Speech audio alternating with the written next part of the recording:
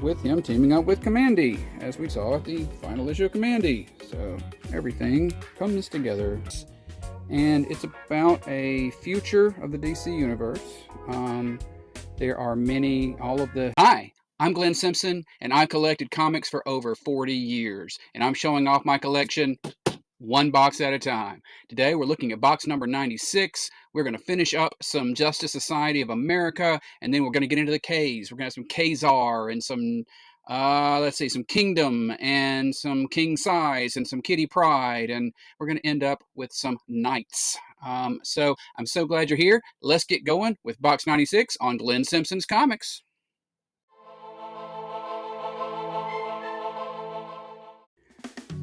Alright, so we start this with the latest Justice Society of America series, and it's written by Jeff Johns, and it comes out of the New Golden Age vibe that for a couple of books that they did. And the premise is a huntress from the future, a daughter of Batman and Catwoman, presumably the actual normal main Batman and Catwoman, comes back in time and needs to put together a team to battle Pendragon, the time-traveling villain, and deal with that. And so we start with issue 1 through issue 6, and her focus is on the fact that in her time, several rehabilitated villains are actually on the Justice Society team with her. So she's trying to go ahead and recruit them now. But of course, they're not quite ready to be rehabilitated, maybe. But that's her plan there. Issue 6.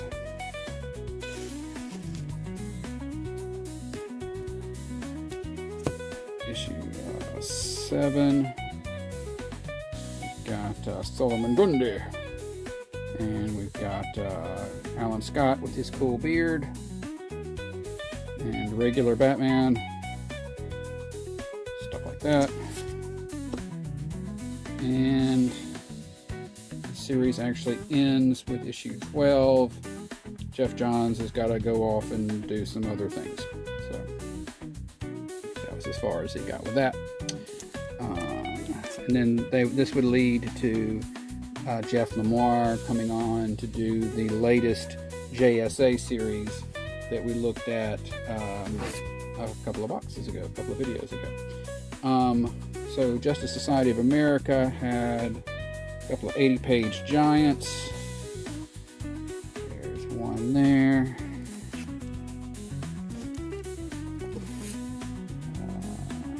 Another right there, just telling various stories, solo stories and things like that.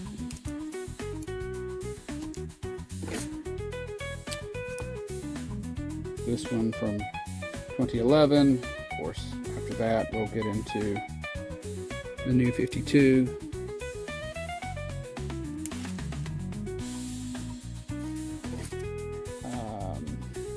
So the Justice Society of America had so much of a tie-in to Kingdom Come that they did these series of specials of solo characters, and just some general additional content around the Justice Society of America series.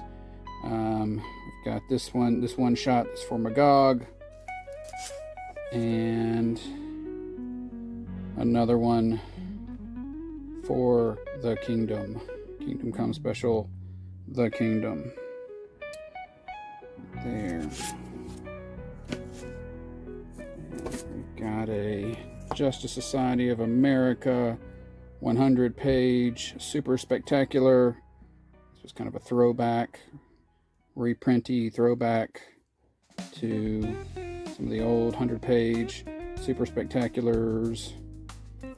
There, that background back up there. And we've got a plain old Justice Society of America special. There was a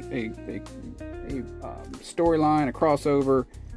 Magog had his own book for a while. There was a crossover between Justice Society and Magog, and the titled Kingdom Coming, and the whole storyline ends in this special, written and drawn by Scott Collins.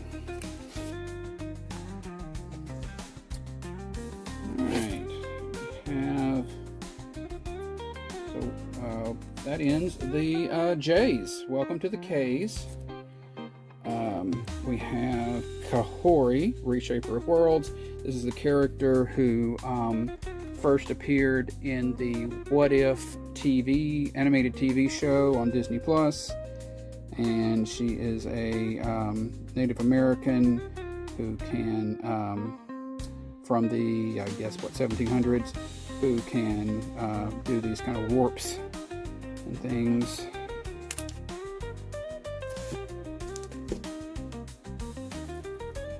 And we've got Kamandi at Earth's End. So this was a modern look, an Elseworlds book, meaning it wasn't really intended to be any kind of continuity. But another look at the concept of this boy of tomorrow. He's kind of a think Planet of the Apes. If it wasn't just apes, it was all kinds of animals who now walked upright and wore clothes and stuff, and humans were considered to be the animals. And he runs around. He's a creation of Jack Kirby, and he had his own series, which we'll actually look at a couple in a second. But this was a modern retelling of some of that. Issue 1 through issue 6. Like that. Then, alphabetically speaking, because that was Kamandi at, this is Kamandi the. Picked this up somewhere along in my travels. Actual issue number 4, original issue number 4 of the original Kamandi series. So we've got Kamandi running around in his torn pants, running from the Prince of Tigers, trying to escape this tape pull, and Jack Kirby art on there. And more in line with my usual timing of collecting, we jump all the way to issue 57, which would have been around mid 76, something like that.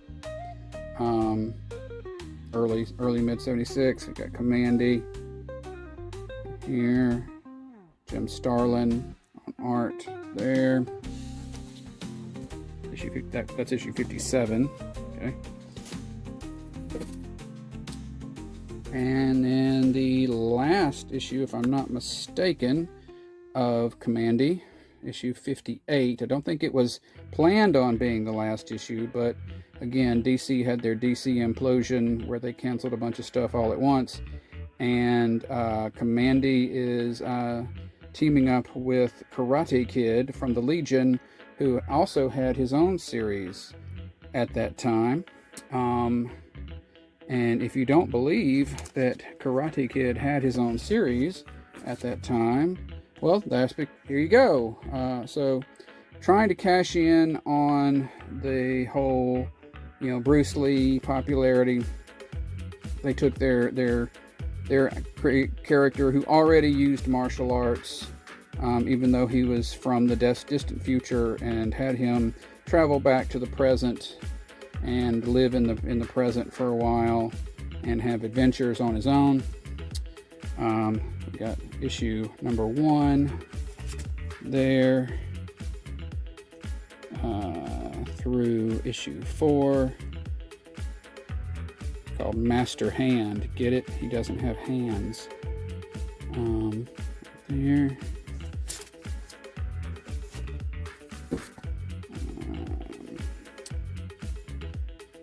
5. There. Issue 8.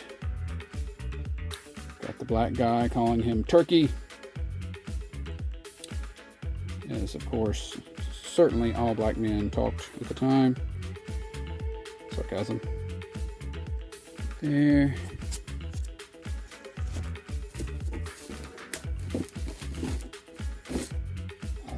Issue 9. More pulsar. More kicking.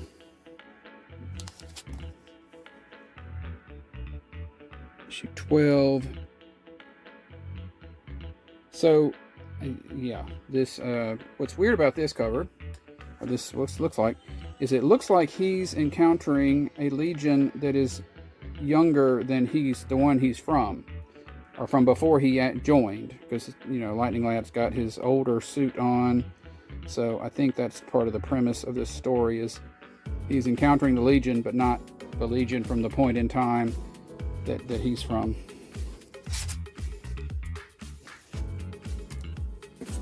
We see a little bit more of that here in issue 13. Got, you know, Colossal Boy with his OG suit. We got Major Disaster here, who I tend to call all kinds of other things, Mr. Disaster and General Disaster and all that. We saw him in the, he'll be, later on he will show up in the Justice League America series and some things like that. Justice League Elite, when he decides to go straight.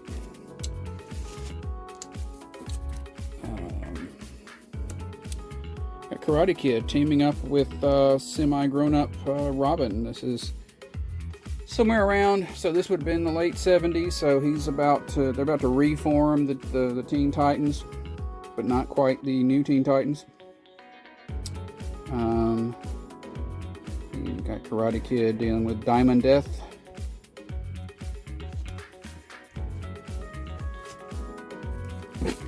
And we have the final issue, issue 15, with him teaming up with Kamandi, as we saw at the final issue of Kamandi. So everything comes together beautifully. So here's one I haven't finished yet.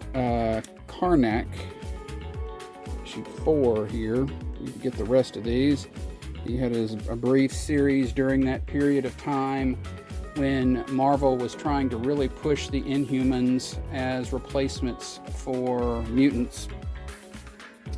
And my other funny, semi-funny Karnak story is on Reddit. You will frequently see people who will post pictures of things that have lots of the different Marvel heroes, particularly things from the 70s, and they always have Karnak circled, and they're like, who is this? It's Karnak. Poor Karnak. He doesn't even show up on this cover. Well, I guess that's him and all of them. There's lots of him, but anyway. Alright, so then about the time that Katana was in the Justice League of America in the New 52, she got her own series, written by Ann Nocenti. I remember this being a little hard to follow. Sometimes Ann Nocenti can be a little hard to follow. Issue 1 through issue 5. There.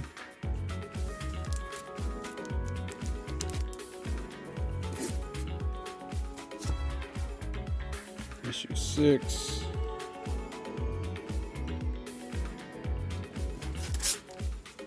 And the whole thing's done with issue 10 of Katana.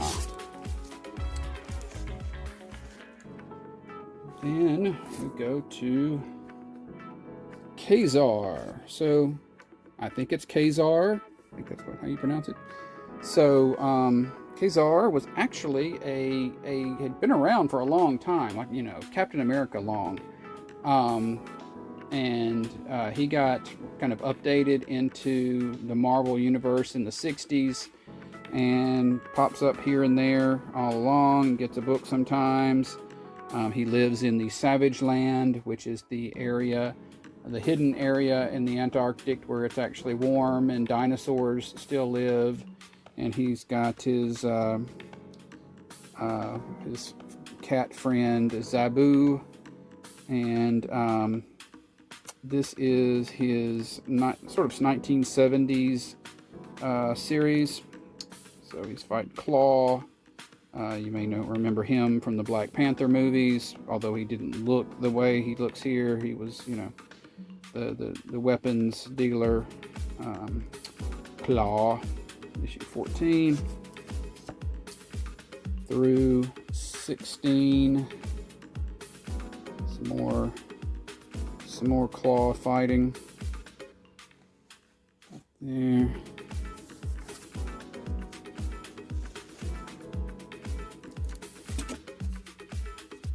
Issue 17. Fun story. They can't make up their mind what Zabu's tail looks like. Sometimes she's got a nub, like a little bobcat tail. Sometimes she's got the full-on cat tail. It's issue 17. So let's look at her tail when we get a chance. All right, can't really tell here.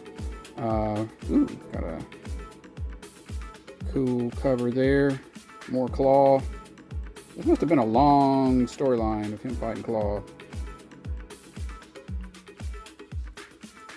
I've read all these, but it's been a while. Don't remember all the details. Alright, and that was the end of that series. And then we're going to jump to the late 90s because alphabetically speaking, there's Ka-Zar the Savage, which is the next series, which is from the like the 80s, but it's Ka-Zar the Savage. This is Ka-Zar, so we do this first. Ka-Zar gets a flashback 0 issue, as a lot of the Marvel series did around that time. Got John Cassidy doing the artwork on this one, so sweet. Or on the cover anyway. Alright, and so we get to Ka-Zar 1. Got Andy Kubert doing art on here. Issue 1 through issue 8. There, I think it's being written by Mark Waid.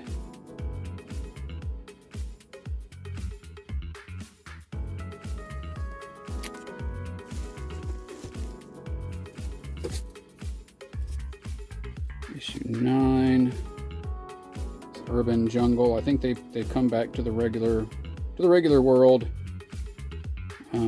for a while. I think that's why it's called Urban Jungle.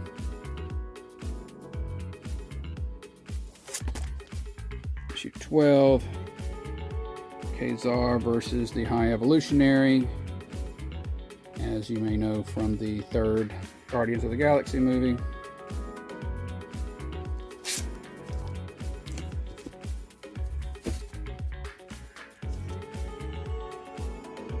Issue 13. There. Through 16. Got these fingerless gloves and stuff.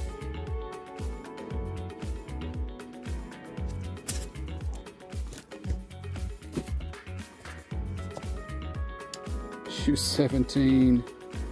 Some crazy hair, man. Crazy hair, Ka-Zar. What does that remind me of? Oh, it's like that. I don't follow it, but that. Isn't there like an animated guy that's like a superhero and his hair is just like ah. Anyway, anime guy. I guess that's most anime. Anyway, 20. We have the final issue of this edition of Ka-Zar. There. annual in 97.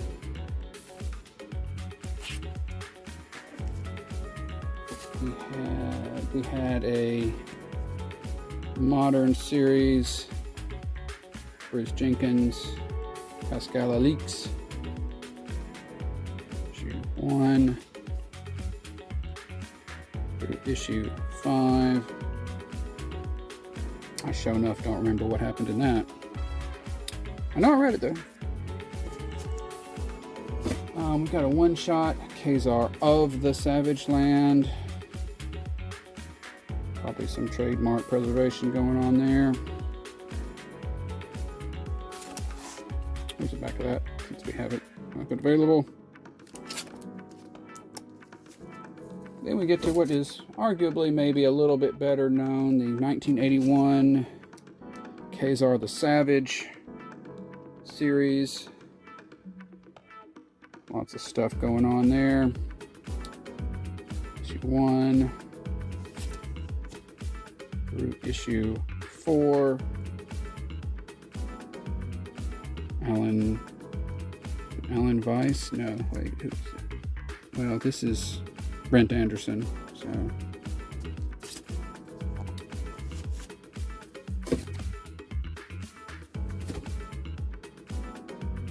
got Bill Sienkiewicz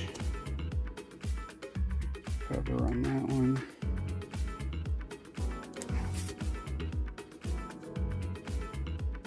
And some more Brent Anderson. 8.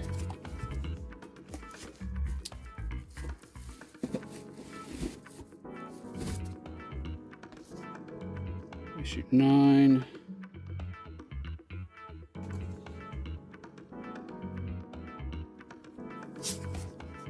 And this was being sold, this was one of those direct mail, this is one of those direct market only series. This was only being sold in comic shops back when most comics were still being sold in drugstores, convenience stores, grocery stores, things like that. We have maybe not this issue, but this series, we have the first appearance of Belasco, who will be known in the Magic series. Magic, from the New Mutants. He's the ruler of Limbo, and he takes Magic Ileana and trains her in magic, and before she is released. Issue 12.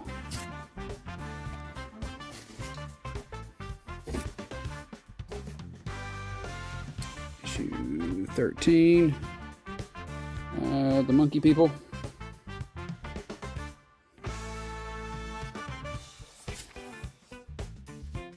And issue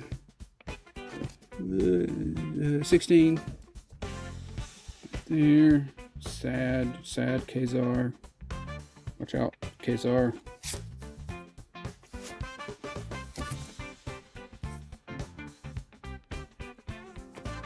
Got 17. There's a twist you never saw coming. Taking on the role of a noir detective. Issue 20. They're in the city, obviously, New York. And it's a match made in heaven. We've got Kraven the Hunter hunting down the master of the Savage Land. There.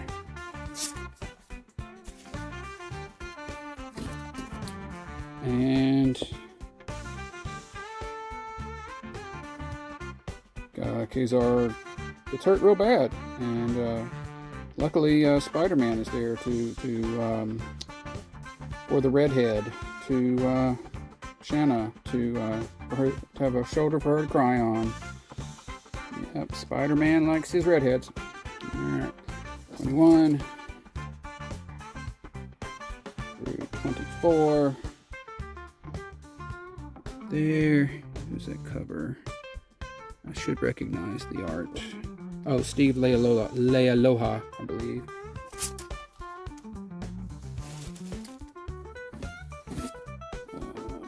25. heard you were making eyes at my wife while I was dead. No, it wasn't me. 25. And 29. Ka-Zar. I guess they hadn't gotten married yet, because now I'm sure they're getting married.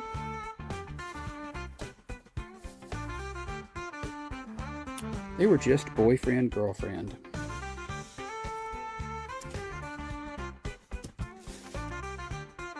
Alright, and we got issue 30.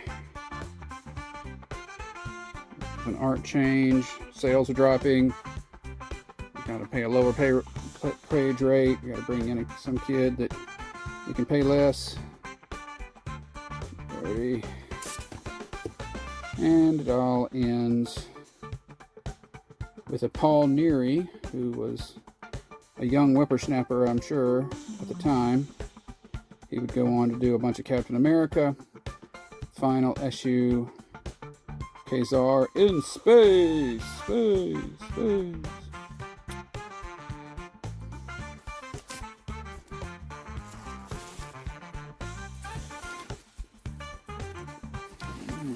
We've got the Kents. So this was a kind of just an excuse to do a Western.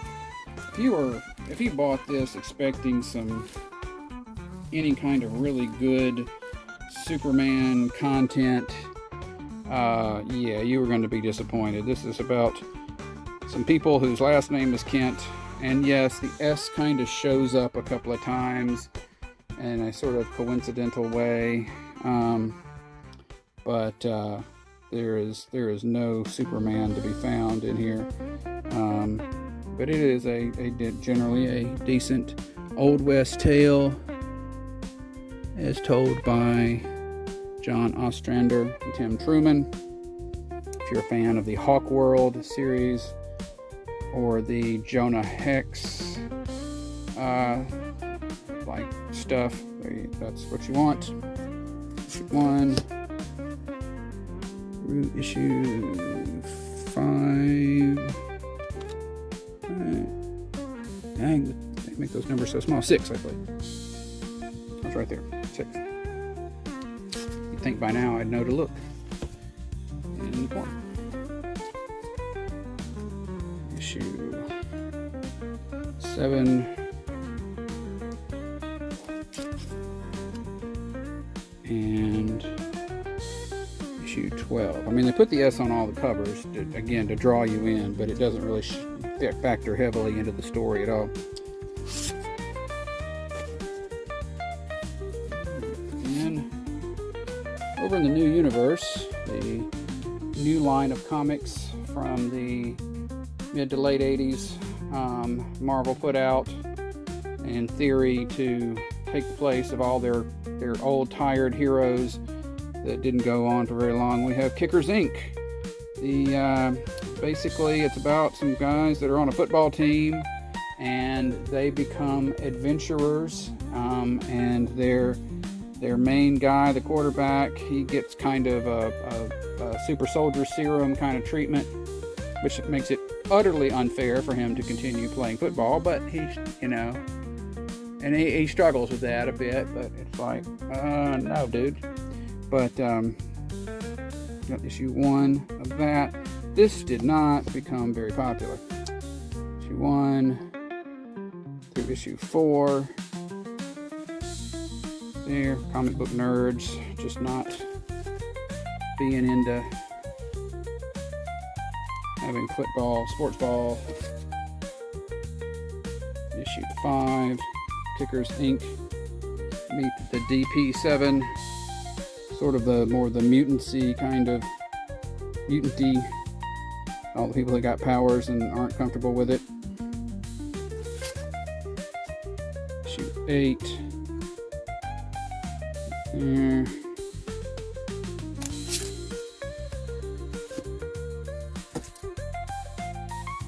Issue 9. Hey, Mike Mignola and Walt Simonson cover on there.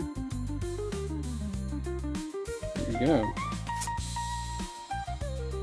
And again, another Mignola, and this time Kevin Nolan on inks on that cover. So early Mike Mignola stuff. Hellboy. Then we have Kid Eternity. So Kid Eternity was originally a 1940s character, and in this Vertigo series they bring him back and do it in that usual kind of weird Vertigo way, written by Ann Nocenti. It didn't really float my boat to the point that this is the only issue I have. It's just issue 1. We've got Kid Juggernaut. So apparently over in the Marvel Universe Infinite digital platform, they've got some original series. They've got an Avengers Academy book that features this character, among others, Kid Juggernaut, not to be confused with J2, who was in the other Marvel universe, or the alternate universe. This is actually taking place in the main universe, and we find out that Juggernaut does have a son, and he is Kid Juggernaut. They bring him into print. Then we have Killraven. Killraven originally appeared in Amazing Adventures, I think. And the general idea is it starts from the basis of the War of the Worlds, like the radio show, the idea of Martians coming and invading the Earth, but instead of the Martians dying from disease, spoiler, they actually do kind of conquer the world, and so their tripod ships, and one man leads a rebellion against the Martians, and his name is Killraven. So this was a Marvel Knights one-shot featuring Killraven. Might be some trademark preservation there. We then later got this 6-issue Killraven series. Killraven wasn't real big on covering up. He was hot-natured, I guess. And so we got issue 1 there through issue 6. Of course, we got this being done by Alan Davis of all kinds of books. So good stuff. Excalibur, not the least. Right, then we've got Kinetic number 1. I've only got this one. Actually, I flipped through it earlier, and it starts off. It's about this guy who has got kind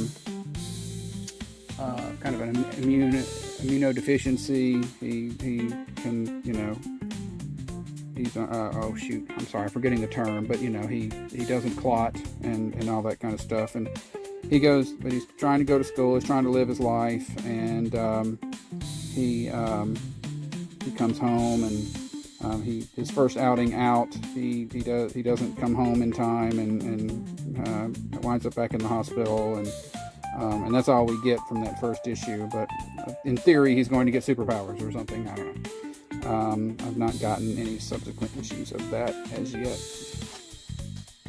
But this was from the same the DC focus. There's also Hard Time, which is actually a really good series. I just have it in trade, which is where a kid goes to prison for a school shooting and winds up figuring out he has superpowers while there. Anyway, then we get to The Kingdom. So The Kingdom was a follow-up of the Kingdom Come series, but alphabetically speaking, it comes first. Mark Waid with Ariel Olivetti, and we've got Magog here. I got issue 1 through issue 2, and so DC at this point, we're post-crisis.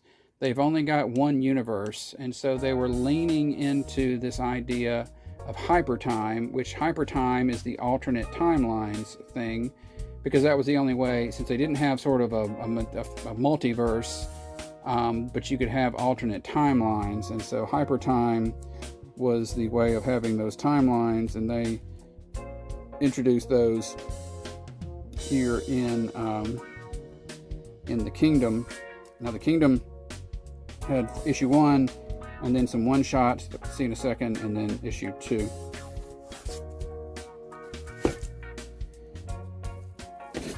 And so we have some one-shots, and so we have from the Kingdom Come universe, if you will. So I guess at this point it was not an alternate universe, it was a possible future, if you will. So that, making that distinction. Kingdom, got the Kid Flash, and then all the other, and then the Kingdom Son of the Bat, which features the son of Bruce Wayne and Talia, but not, his name's not Damian, so it's like a different son. If you can imagine that they had 2 kids, this would be the other kid. And he's making eyes at the daughter of Starfire and Nightwing. Then we have the actual original Kingdom Come, written by Mark Waid, art by Alex Ross, and it's about a future of the DC universe. There are many, all of the heroes that we know are kind of have gotten old. There are a new crop of their children, and their children really, it's no longer about good versus evil, or keeping the peace or anything like that. They're just out there just fighting just for the fun of it, basically. And so then the original, Superman has to come back and try to straighten them out. So we got issue 1 right here, which is actually the first appearance of Lightning, the daughter of Black Lightning, who we actually would see later, and also the first appearance of Magog, who we've seen several times over the last couple of this video and the last video and things like that. That's issue 1.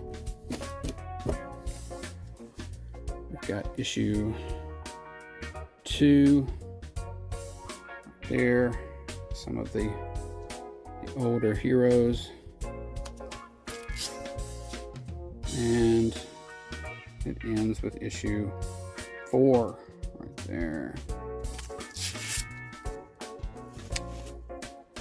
And while we're in the Kings, we've got King in Black, the crossover from a few years ago, dealing with the lore around Venom and the symbiotes, and the King of the Symbiotes. Right there, issue 1.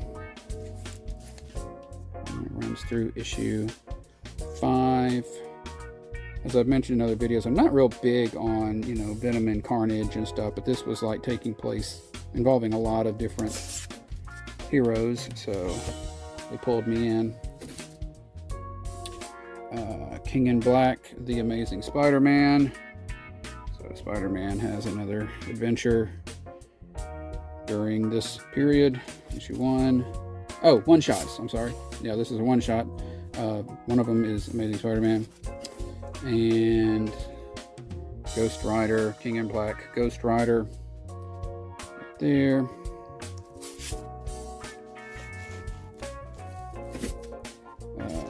King in Black handbook, so kind of a official handbook with details and about all the characters. And King in Black, Wiccan and Hulkling from the Young Avengers. And then we have the ones that, those are the one shots, and then we have the actual, where there was more than one issue. We have King in Black Namor, some background. I remember this having a very tenuous, you know, this being one of those tie-ins. It wasn't a very, you know, useful tie-in. Issue 1 through issue 5. This looks to be a variant. There.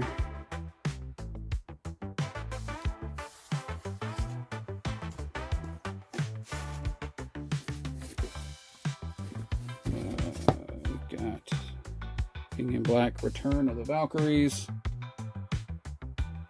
We've got Jane Foster, former love interest of Thor, then Mighty Thor herself, who then became a Valkyrie, and she's teaming up with some of the other Valkyrie-oriented characters that Marvel has had over time, including Danielle Moonstar of the New Mutants. Here, issue 1 through issue 4.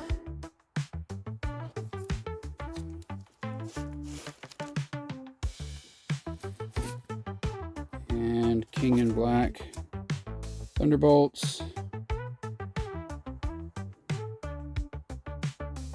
There, issue 1 through issue 3.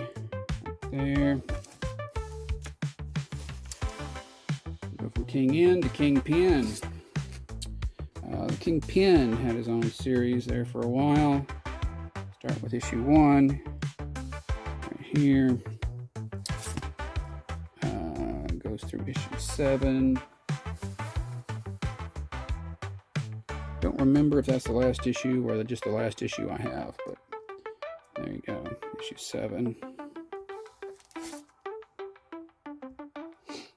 Alright, then we've got King Size Cable, one shot from that period when Cable was on the run with Hope from Bishop, because Bishop was convinced that doing away with Hope was the secret to preventing his awful future from happening. They would all make friends again later. Got King Size Hulk, featuring the Red Hulk from that time frame of the Hulk series that featured the Red Hulk. And we've got King Size Spider-Man for one shot. It's kind of almost like a, well, King Size Spider-Man Summer Special. Right there, some various Spider-Man stories. We've got King Thor. Jason Aaron, he said Ribic. So, tale of the far future. Thor is old. He's got 3 daughters. They're kind of sassy. It's good stuff. King Thor, issue 1.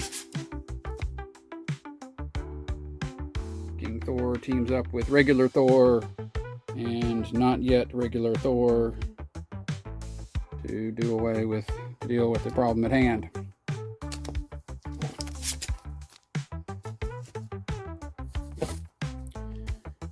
Got Kitty Pryde, Agent of S.H.I.E.L.D. Kitty Pryde leaves the X-Men and becomes a Agent of S.H.I.E.L.D. Issue 1 through issue 3.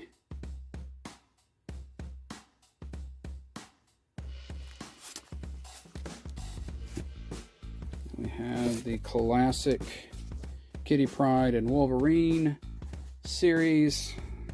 Kitty has joined the X-Men and she goes on an adventure with Wolverine, and along the way she learns martial arts and things, so making her a much more, much better fighter and stuff. Issue 1, art by Al Milgrom. This is also when she takes on the Shadow Cat nom de guerre. There.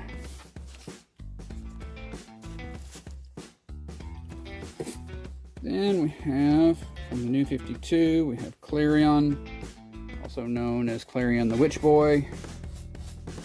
Kind of a reboot, kind of a different look at the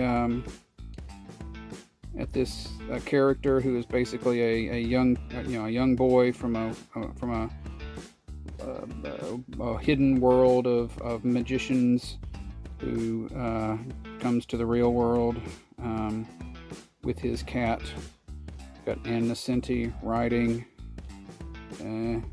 issue 1 through issue 6. It's another one I can't remember if this is the last issue or just the last one I have. There.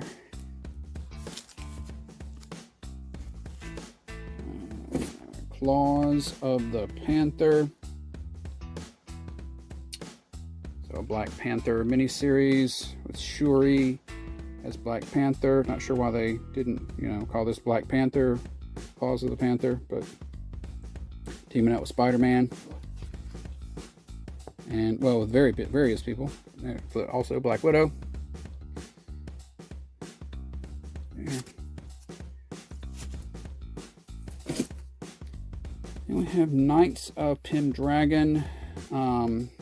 This was a UK series with a mix of the UK heroes, original civilian, or not civilians, but non-costumed characters.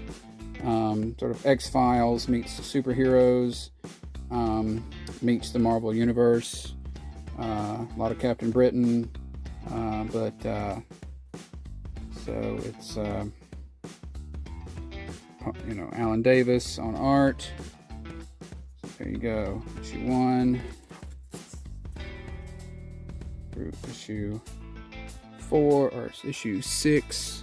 Simon Bisley, cover art here.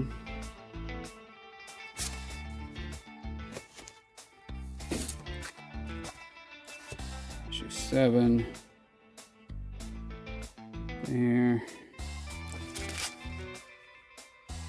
Issue 12 with Iron Man, Captain UK. No, sorry, Union Jack. Right there. Or maybe Captain UK. I think there is a Captain UK in addition to Captain Britain. I don't know. No. Captain UK is the parallel world Captain Britain. That would be Union Jack. All right. Issue 13. Booga Booga.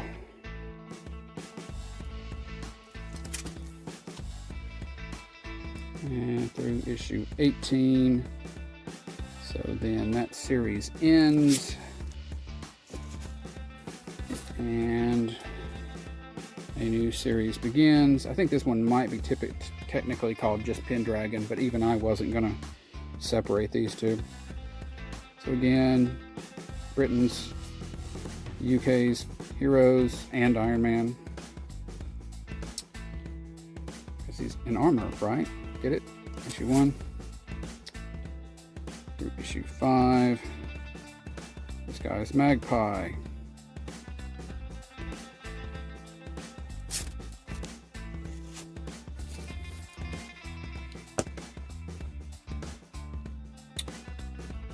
Team kind of conglomerating. I think that's Spitfire. Maybe it's got to be Spitfire.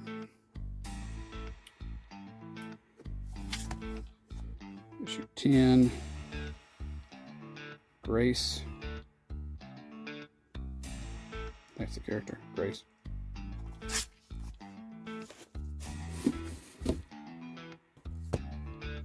$11, bringing back Baron Blood, the Nazi vampire.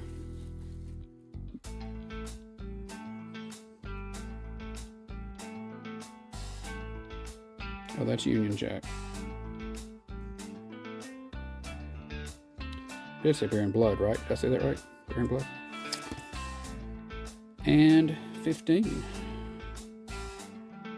is the final issue of Knights of Pendragon, and it is all for this box. Okay, so that was box 96. Next time we will do box number 97.